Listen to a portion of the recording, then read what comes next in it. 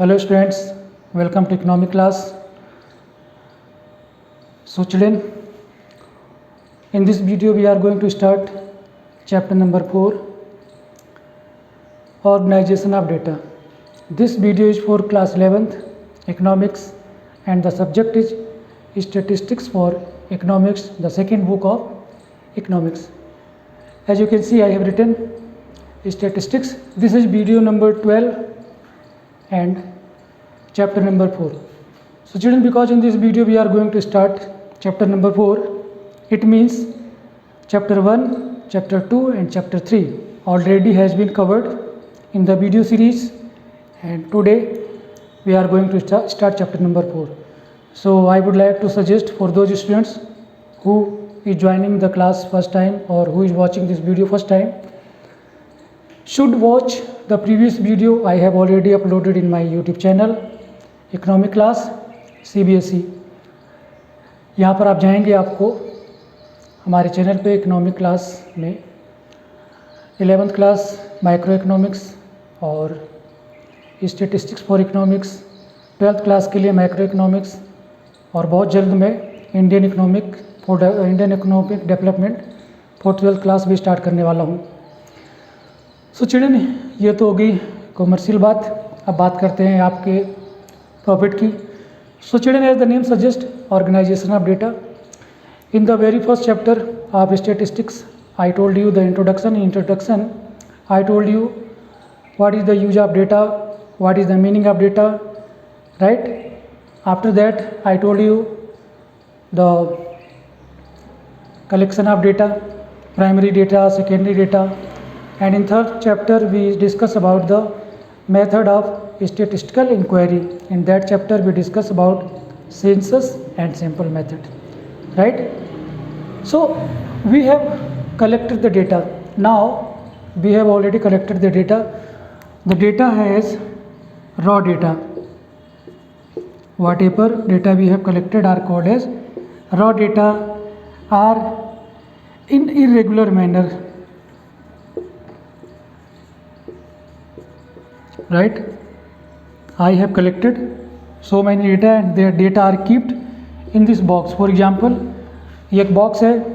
इस बॉक्स में जितने भी मैंने डेटा कलेक्ट किए हैं वो डेटा इसमें रखे हुए हैं. उन डेटा को रखने का कोई सिस्टम नहीं है, वो इरेगुलर हैं, ना कोई उनका मैनर है, ना कोई सिस्टम है. एज इट इज, जिस तरीके से मैंने डेटा को कलेक्ट किया उसी फॉर्म में वो हमारे पास यहाँ पर इकट्ठे रखे हुए हैं. चिल्ड्रन, अब डेटा तो हमने कलेक्ट कर लिया है, but what are the reason we are collecting the data, for what purposes we are collecting the data. So the ultimate result is getting the information, observing the data to reach on the conclusion, or observing the data, analyzing the data to reach on the final conclusion, right? Because we are conducting statistical inquiry. For conducting statistical inquiry we have some objective. For fulfilling that objective we need to collect the data.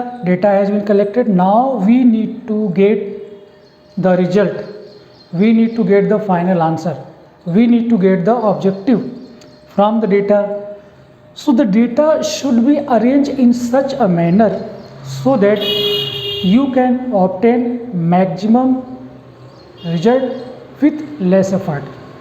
You can get the better result with very less effort. This is the objective of organization of data. So actually हम इस topic की बात कर लेते हैं, organisation of data, कि actually organisation का real में इकोनॉमिक्स के हिसाब से क्या मतलब है. सिंपल मैनर में तो मैंने बता दिया कि हम डेटा को इस तरीके से अरेंज कर लें.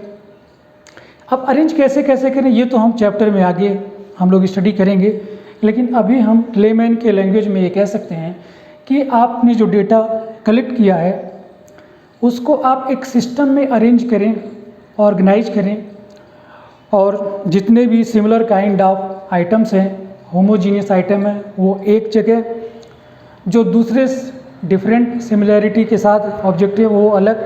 यानी अगर मेल फीमेल हैं तो सारे मेल एक तरफ, सारे फीमेल एक तरफ. हमने दो ग्रुप में डिवाइड कर दिया, एक ये एक मेल का ग्रुप, एक फीमेल का ग्रुप. फिर मेल में से हमने 2 ग्रुप बनाए, एक एजुकेटेड एक अनएजुकेटेड। फीमेल के 2 ग्रुप बनाए, एक एजुकेटेड एक अनएजुकेटेड। तो ये क्या है कि हम डेटा को ऑर्गेनाइज कर रहे हैं, ठीक है। हमने अलग अलग ग्रुप बना लिए हैं, मेल का ग्रुप है, फीमेल का ग्रुप है। फिर उस मेल फीमेल में भी हमने 2 ग्रुप और बनाए, एजुकेटेड का ग्रुप, अनएजुकेटेड का ग्रुप, ठीक है। So according to the topic, after data had been collected by the investigator need to be organised before these are studied and analyzed further to achieve the desired objective of the investigation। Investigation का जो हमारा objective था वो क्या था, achieve desired objective. जो हमारा statistical inquiry conduct करने का जो ऑब्जेक्टिव था उसको हम अचीव कर सकें। ऑर्गेनाइजेशन का चयन हमारा यही ऑब्जेक्टिव होता है कि हम डेटा से जो हमने कलेक्ट किया है उससे डिजायर रिजल्ट ऑब्टेन कर सकें, वो रिजल्ट हम ले सकें जिस रिजल्ट के लिए हमने स्टेटिस्टिकल इंक्वायरी को कंडक्ट करवाया, हमने सर्वे करवाया, हमने इंक्वायरी की, हमने इंफॉर्मेशन कलेक्ट की। नेक्स्ट चिल्ड्रन हम बात करते हैं क्लासिफिकेशन ऑफ डेटा। तो चिल्ड्रन आप समझ गए होंगे कि डेटा को ऑर्गेनाइज करना क्यों ज़रूरी है, ठीक है। अब हम बात करते हैं classification of data. Actually what is the meaning of classification of data. Classification का चिल्ड्रन मतलब ये है कि आपने जो डेटा ये कलेक्ट कर रखा है उनको आप अलग अलग ग्रुप में, अलग अलग सीरीज में क्लासीफाई कर दें, उसे हम कहते हैं चिल्ड्रन क्लासिफिकेशन, ठीक है ना। जैसे कि ये हो गई पीपल, फिर यहाँ पर आ गए मैन, फिर आ गए वीमेन। मैन के भी 2 हमने कर दिए, एजुकेटेड अनएजुकेटेड। वीमेन के भी 2 पार्ट कर दिए, एजुकेटेड एंड अनएजुकेटेड। ये हमने क्या कर दिया, हमने क्लासीफाई कर दिया। तो क्लासिफिकेशन ऑफ डेटा का यही मतलब है। Classification is the process of arranging data into sequence. हमने सीक्वेंस बना लिए, पहले 2 सीक्वेंस, पूरी पॉपुलेशन को 2 पार्ट में डिवाइड किया, मैन वुमेन में, फिर मैन में एजुकेटेड अनएजुकेटेड, एजुकेटेड अनएजुकेटेड। तो हम क्या कर रहे हैं, हम एक सीक्वेंस में लिख रहे हैं, हम उनको क्लासीफाई कर रहे हैं, अलग अलग क्लास में रख रहे हैं। ये मैन का क्लास है जो एजुकेटेड है, ये मैन का क्लास है जो अनएजुकेटेड है, ये वीमन का वो क्लास है जो एजुकेटेड है, ये वीमन का वो क्लास है जो अनएजुकेटेड। तो 1 2 3 4 हमारे पास 4 क्लास हो गए। किसके, पीपल का। पीपल की जगह पे आप पॉपुलेशन भी आप लिख सकते हो, okay. So classification is the process of arranging data into sequence and groups. हम एक ग्रुप बनाते हैं, देखो 2 ग्रुप बनाए, पहले हमारे पास एक ग्रुप था, इसमें पॉपुलेशन थे। अब ये जो बहुत सारे पीपल हैं, बहुत सारे लोग हैं एक जगह बैठे हुए, अब हमें पता नहीं चल रहा है कि मैन कितने हैं, वीमेन कितने हैं, क्योंकि हमने काउंट नहीं किया। ये तो पता है कि इस भीड़ में मैन भी हैं, वीमेन भी हैं, बट एक्चुअल नंबर हमें नहीं पता कि कितने मैन हैं, कितने वीमेन हैं। जो मैन है उसमें से कितने एजुकेटेड अनएजुकेटेड हैं। तो जब हमने उनको क्लासीफाई कर दिया, अब हमारे सामने रिजल्ट सामने है, तो हम बहुत ईजिली ये पता लगा सकते हैं कि कितने मैन एजुकेटेड हैं, कितनी वीमेन अनएजुकेटेड हैं, कितने मैन हैं, कितने वीमेन हैं। Classification is the process of arranging data into sequence and groups according to their common characteristic. Common character, देखो ये कॉमन कैरेक्टर क्या है कि इस ग्रुप में सारे एजुकेटेड मैन हैं, इस ग्रुप में सारे अनएजुकेटेड हैं। तो ये ग्रुप हो गया, एजुकेशन ग्रुप हो गया मैन का, ये अनएजुकेटेड ग्रुप हो गया मैन का, ये एजुकेटेड ग्रुप है वीमेन का, ये अनएजुकेटेड ग्रुप है वीमेन का। तो चिल्ड्रन हम डेटा को इस तरीके से क्लासीफाई करते हैं। नेक्स्ट जो पॉइंट है चिल्ड्रन वो है ऑब्जेक्टिव ऑफ क्लासिफिकेशन। हम डेटा को जब क्लासीफाई करते हैं तो चिल्ड्रन चैप्टर का जैसे कि नाम ऑर्गेनाइजेशन ऑफ डेटा, तो ऑर्गेनाइजेशन में एक्चुअली हम डेटा को क्लासीफाई करते हैं। जो जिस क्लास से बिलोंग करता है वो उसी क्लास में जाएगा। अगर एक स्कूल के सारे स्टूडेंट अगर मैं ले लूँ कि मान लो कि मैंने एक पर्टिकुलर स्कूल को विजिट किया और मैं ये देखना चाहता हूँ कि वहाँ पर पर्टिकुलर क्लास में कितने कितने बच्चे हैं, तो मैंने सारे बच्चों से कह दिया कि आप अपनी अपनी क्लास में जाकर बैठ जाओ। Classes and number of students, ठीक है।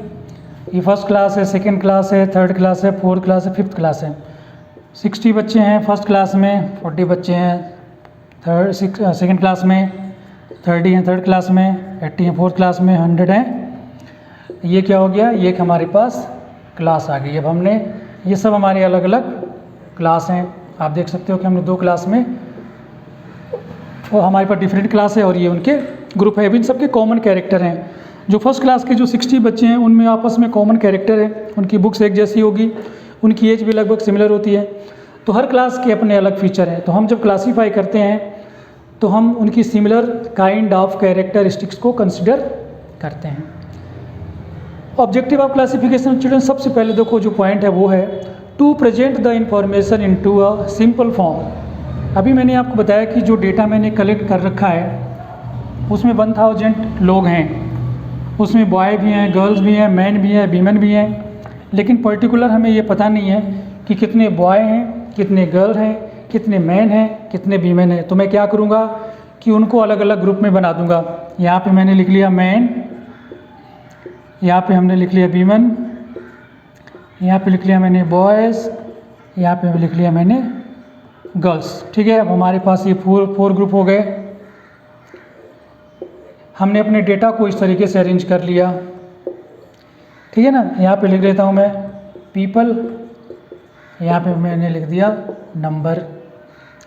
ठीक है, नंबर तो मैन हो गए 40, वीमेन हो गई 80, बॉयज़ हो गए 70, गर्ल्स हो गई 90। अब देखिए आप, हमने इसको क्लासीफाई कर दिया। अब ये जो इन्फॉर्मेशन है ये सिंपल फॉर्म में हो गई। अब आपसे मैं पूछूं कि मैन कितने, आपने कहा 40, मैंने कहा वीमेन कितने हैं, आपने कहा 80, मैंने कहा बॉयज़ कितने, आपने कहा 70। तो जो क्लासिफिकेशन है वो एक मेथड है कि हम अपने इन्फॉर्मेशन को सिंपल फॉर्म में प्रेजेंट करते हैं। सिंपल फॉर्म में प्रेजेंट करने का मतलब चिल्ड्रन यहाँ पर ये है कि हम लेस एफर्ट से ज़्यादा इन्फॉर्मेशन ऑब्टेन कर सकें। हमने डेटा देखा और हमने तुरंत उसमें से जो क्लासीफाइड डेटा उसमें से इन्फॉर्मेशन हमें बहुत जल्दी मिल जाती है। Next children, to facilitate comparison. जब हम अपने डेटा को क्लासीफाई कर लेते हैं तो हमें उनके एक्चुअल नंबर पता चल जाते हैं, जिस वजह से उनको कंपेयर करना ईजी हो जाता है। मैं पूछूं कि पीपल ज़्यादा हैं, मतलब मैन ज़्यादा हैं या वीमेन ज़्यादा हैं, किसी एक पर्टिकुलर विलेज में बॉयज़ ज़्यादा हैं कि गर्ल्स ज़्यादा हैं, करेक्ट। तो इससे क्या कंपैरिजन हमें पता चल जाता है कि कौन कितने अमाउंट पर है, कौन किससे कितना ज़्यादा है, कौन किससे कम है।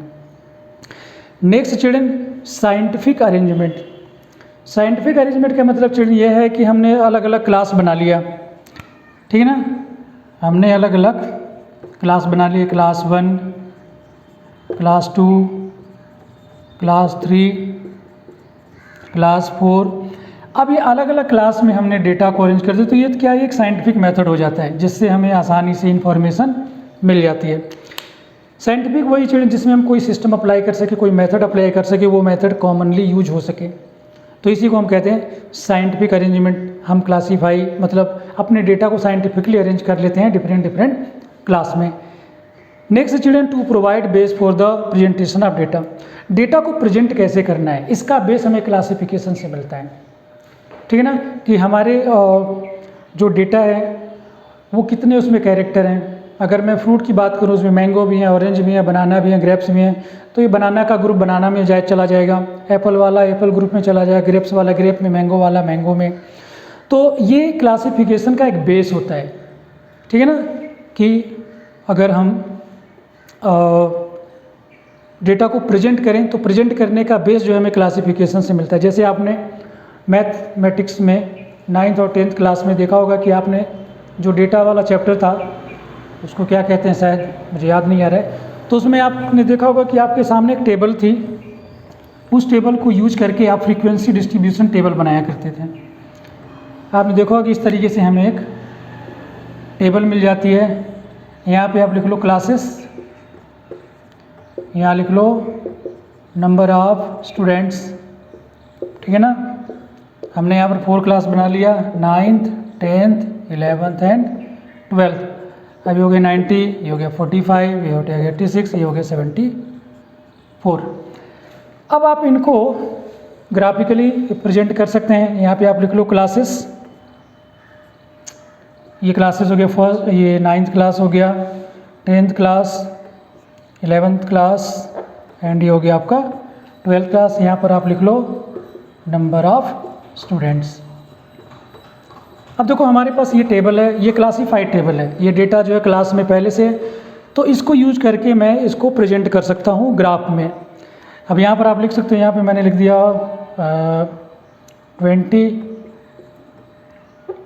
30 लिख लेता हूँ मैं, 30, 60 और 90, ठीक है ना। यहाँ पे मैंने लिख लिया 120। अब देखो 9th में 90 स्टूडेंट हैं तो 9 तक ये चला जाएगा यहाँ तक। 10th में 45 हैं तो 30 से थोड़ा ऊपर रहेगा, ये लो। फिर 86, 90 से थोड़ा नीचे, ठीक है ना। उसके बाद है 74 इससे भी थोड़ा सा नीचे आ जाएगा। तो चलिए ये देखो, अगर हमारे पास डेटा पहले से क्लासीफाइड है तो ये हमें बेस प्रोवाइड करता है कि हम अपने डेटा को प्रेजेंट कर सकें। तो देखो ये प्रेजेंटेशन है, इस तरीके से हम डेटा को प्रेजेंट करते हैं। ये एक सिंपल सा मेथड है ग्राफिकल। वैसे तो आपके कोर्स में आगे आने वाले चैप्टर में बहुत सारे क्लासिफिकेशन मैं आपको बताने वाला हूँ। अभी आपको कोई टेंशन लेने की ज़रूरत नहीं है, just be happy, enjoy the video, topic will be clear. अब चिल्ड्रन हम बात कर लेते हैं कि जब हम किसी डेटा को क्लासीफाई करते हैं या क्लासिफिकेशन करते हैं, so what are the characteristics must be in the classification. So children first जो क्लासिफिकेशन है वो है comprehensiveness of the data. Data की कॉम्प्रीहेंसिवनेस यानी डेटा में जितने भी डाइवर्स कैरेक्टरिस्टिक्स हैं वो सारे किसी न किसी क्लास में आ जाने चाहिए। कोई ऐसा डेटा नहीं होना चाहिए कि वो छूट गया, उसके लिए कोई क्लास ही नहीं मिल पा रही है, या आपने पहले से उसके लिए कोई क्लास डिसाइड नहीं किया। या ऐसा हो सकता है कि आपने एक पर्टिकुलर आइटम की जो सिमिलर क्वालिटी है वो एक क्लास में तो है ही है, वो दूसरे क्लास में भी जा रहे हैं। तो क्लासिफिकेशन करते समय उसकी कॉम्प्रिहेंसिवनेस आप डेटा का आपको ध्यान रखना है कि जो जिस क्लास से बिलोंग करता है वो उस क्लास के पास जाना चाहिए। नेक्स्ट चिल्ड्रन है क्लियर क्लासिफिकेशन। क्लासिफिकेशन जब आप करोगे तो क्लियर होना चाहिए, पहले से डिसाइड कर लेना चाहिए कि अगर इस आइटम में ये पर्टिकुलर फीचर है तो वो वहाँ पर जाएगा, ये इस क्लास का आइटम है, ये इस क्लास का आइटम है। तो जब आपको एक पर्टिकुलर आइटम के बारे में कोई इन्फॉर्मेशन कलेक्ट करनी होगी तो आप डायरेक्ट उसी क्लास में जाओगे, इधर उधर आपको जाने की ज़रूरत नहीं है। फ्लेक्सिबिलिटी। चिल्ड्रन फ्लेक्सिबिलिटी का मतलब है, हमने आपको पहले जो वीडियो थे उसमें भी बताया है, फ्लेक्सिबिलिटी मीन्स चेंज। ठीक, आप जब क्लासीफाइड डेटा को कर रहे हो, क्लासीफाइड डेटा को क्लासीफाई करते समय एक ऐसा डेटा आ गया जो किसी क्लास में, उसके लिए आपने पहले से कोई क्लास नहीं बना रखी है, तो इमीडिएटली आप एक और क्लास जोड़ सकते हो। जब आपने पूरा क्लासीफाई कर लिया, आपको पता चला कि एक डेटा ऐसा है कि वो दो सीरीज में आ रहा है, दो क्लास में आ रहा है, तो आपने क्या किया, वो सारे जो डेटा है एक सीरीज में रख दिए, एक क्लास में लेके, तो एक क्लास आपकी उधर कम हो जाएगी। तो इसमें फ्लेक्सिबिलिटी होनी चाहिए, आप समय के हिसाब से सिचुएशन के अकॉर्डिंग चेंज कर सको। Next arithmetical accuracy. जब आप क्लासीफाई करोगे डेटा को तो इस तरीके से आपको क्लासीफाई करना है कि उसमें मैथमेटिकल एक्यूरेसी आप चेक कर सको। अगर कहीं पर इस तरीके से लिखा है क्लास हो गया 1 2 3 4 5, यहाँ पर स्टूडेंट्स हो गए,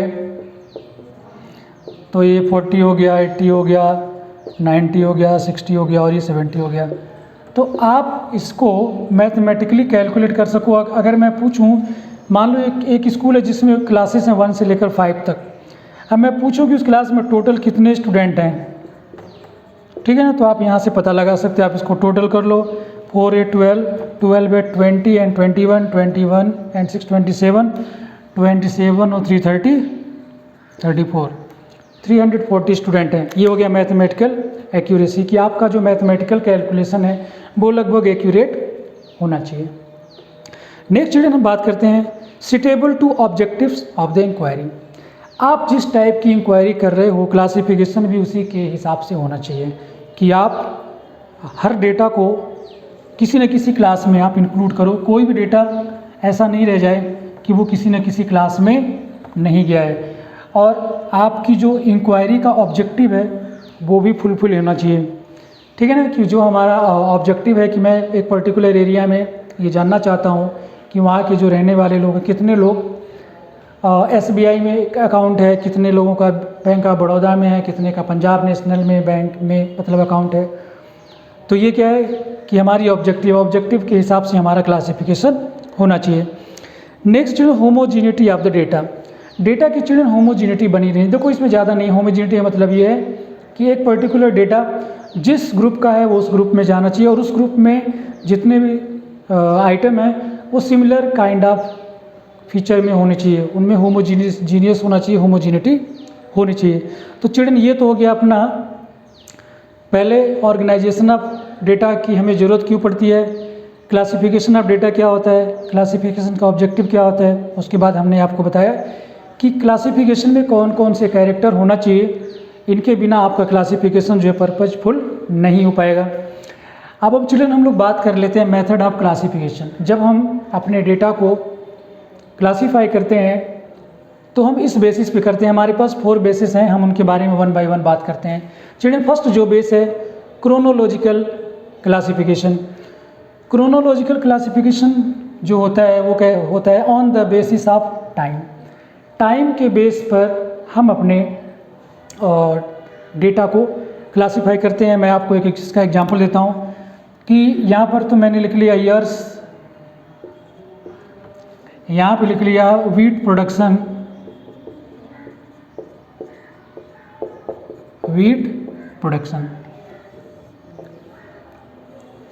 यहाँ पे हम 2015 से ले लेते हैं, 2015, 2016, 2017, 2018, 2019। मैंने लिख लिया 590। यहाँ पे लाख टन है चिल्ड्रन, टन्स, ठीक है ना। 2015 में 590, 2016 में आप कर लो 600 लाख टन, 17 में 780 कर लो, 2018 900 कर लो, 2019 में थोड़ा हम कम कर देते हैं 500 लाख टन क्विंटल हमारी कंट्री में वीट का प्रोडक्शन हुआ है। ये 5 ईयर का। अब देखो अब मैंने इसमें टाइम को यूज किया है, 2015 में इतना, 16 में इतना, 17 में इतना, 18 में इतना, ठीक है। तो जब आप अपने डेटा को बेसिस ऑफ टाइम पर क्लासीफाई करते हैं तो उसको कहते हैं क्रोनोलॉजिकल क्लासिफिकेशन। यहाँ मैंने ईयर लिया है, लेकिन क्रोनोलॉजिकल में आप मंथली भी ले सकते हैं, वीकली हो सकता है, फोर्टनाइट हो सकता है, ठीक है। But you have to consider the time, time का आना वहाँ पर बहुत ज़्यादा ज़रूरी है। तो टाइम के अकॉर्डिंग जब अपने डेटा को क्लासीफाई करते हैं तो उसको कहते हैं chronological classification. Next children geographical classification. Geographical classification में चिल्ड्रन हम डेटा को क्लासीफाई करते हैं on the basis of area. अगर मैं बात करूँ डिफरेंट स्टेट्स की और मैं बात करता हूँ राइस प्रोडक्शन की, राइस प्रोडक्शन यहाँ पे मैं लिख लेता हूँ लाख टन्स, ठीक है। यहाँ पर मैं 4 स्टेट ले लेता हूँ, पहले अपना यूपी ले लेता हूँ, फिर अपना पड़ोसी एमपी, हरियाणा ले लेता हूँ, मैं राजस्थान ले लेता हूँ और यहाँ पे महाराष्ट्र भी ले लेता हूँ, ठीक है। अब देखो ये अलग अलग क्या हैं, रीजन हैं, ये सारे अलग अलग रीजन हैं, स्टेट जो हैं, और अलग अलग स्टेट में कितना कितना प्रोडक्शन हुआ है किसका, राइस का। तो 1280 यूपी में हुआ है, एमपी में थोड़ा कम मान लेते हैं 3060 लाख टन, हरियाणा में और ज़्यादा कर लेते हैं 2000 कर देते हैं, इसमें पंजाब मैंने नहीं लिया, राजस्थान में थोड़ा कम कर देते, इसमें 1000 कम कर देते हैं, महाराष्ट्र में भी 900 कर देते हैं, ठीक है। तो देख लो ये यूपी में स्टेट है एक, तो ये क्या हो गया, ये एक एरिया हो गया। तो इस तरीके से हम जियोग्राफिकल क्लासिफिकेशन कर सकते हैं जिसमें हम एरिया के अकॉर्डिंग हम क्लासीफाई करते हैं। आई होप कि आपको क्लियर हो गया होगा। Next children quantitative classification on the basis of magnitude. इसमें चिल्ड्रन हम नंबर को ज़्यादा प्रिफर करते हैं, नंबर के अकॉर्डिंग हम क्लासीफाई करते हैं, ठीक है। क्वांटिटेटिव क्लासिफिकेशन इसको कहती है। देखिए हमने क्वांटिटी के हिसाब से क्लासिफिकेशन किया है, ठीक है ना, कि एक पर्टिकुलर टाइम में, यानी जब आप क्वांटिटी के हिसाब से क्लासीफाई करें, जैसे मैं यहाँ पर लिखूँ कि ये क्लासेस हो गई और ये हो गए नंबर ऑफ स्टूडेंट। मैं डीपीएस की बात कर रहा हूँ, नंबर ऑफ स्टूडेंट्स राइट है। अब यहाँ पे मैंने लिख लिया 9th 10th 11th and 12th। अब डिफरेंट क्लास में कितने कितने बच्चे हैं, तो हमने लिख दिया 85, हमने लिख दिया 97, 64, 120। ये देखिए आप क्वांटिटेटिव क्लासिफिकेशन है, कहीं पर भी इसमें क्वांटिटी के अलावा और कुछ याद नहीं आ रहा। ये भी क्वांटिटी है, ये भी क्वांटिटी है। ये तो क्लासेस हैं, एक ग्रुप है। ये हो गए number of students in different classes. Next children जो हमारा है वो है qualitative classification. Qualitative classification children में हम एट्रीब्यूट को इंक्लूड करते हैं। एट्रीब्यूट का मतलब होता है कि आदमी जो पीपल होते हैं उनकी क्वालिटी होती है, उसमें कुछ हम देख लेते हैं। इसका भी एक एग्जांपल कि इसमें हम क्वालिटी की बात करते हैं, हैव, डोंट हैव, ठीक है ना। तो अगर हम लेवल ऑफ अनएम्प्लॉयमेंट की बात करें, लेवल ऑफ एम्प्लॉयमेंट कर लो, ठीक है। यहाँ पे लिख लो नंबर ऑफ पीपल,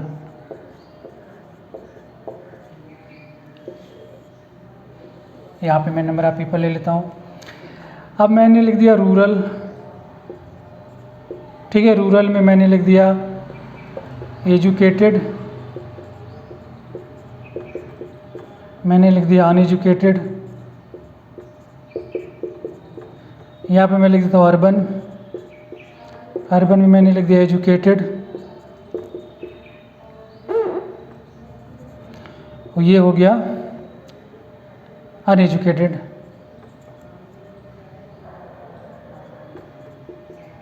ठीक है। अब रूरल में कितने लोग एजुकेटेड हैं, तो नंबर ऑफ एम्प्लॉयमेंट के एजुकेटेड कितने लोग हैं, मान लिया हमने 64 कर दिया, अनएजुकेटेड 83 हैं, ठीक है। चलो ये रूरल में एजुकेटेड और अनएजुकेटेड के एम्प्लॉयमेंट, यानी जो एजुकेटेड है उसमें 64 लोगों को जॉब मिली है, अनएम्प्लॉयड अनएजुकेटेड वालों को 84। फिर हम आ जाते हैं अर्बन में, अर्बन में एजुकेटेड लोगों को मिली है 120 और अनएजुकेटेड वालों को मिली है 100, ठीक। तो ये चिल्ड्रन हो गया qualitative classification, sorry qualitative classification हो गया कि यहाँ पर देखो क्वालिटी है कि आदमी एजुकेटेड है, ये अनएजुकेटेड है, और क्लासिफिकेशन उनके बेस पर हमने ये कर दिया, ठीक है। ये रूरल अर्बन हो गए। तो रूरल अर्बन तो कोई क्वालिटी नहीं है, लेकिन ये एजुकेटेड और अनएजुकेटेड ये क्या है, आदमी की स्किल है, ये नॉलेज है, ये क्वालिटी है। चिल्ड्रन क्वालिटी में हम वो चीज़ इंक्लूड करते हैं जो हम फील करते हैं, हम दिखा नहीं सकते। So children this is the first video. वैसे तो ये 12 नंबर का वीडियो है, लेकिन चैप्टर 4 का ये फर्स्ट वीडियो है। तो ये तो वीडियो हो गया फिनिश। इसमें हम लोगों ने क्लास ऑर्गेनाइजेशन ऑफ डेटा के बारे में कुछ बात की। अब हम आपसे मिलते हैं अगले वीडियो में। Till then keep watching economic class CBSE 11th and 12th, और मिलते हैं अगले वीडियो में। Till then take care, God bless you.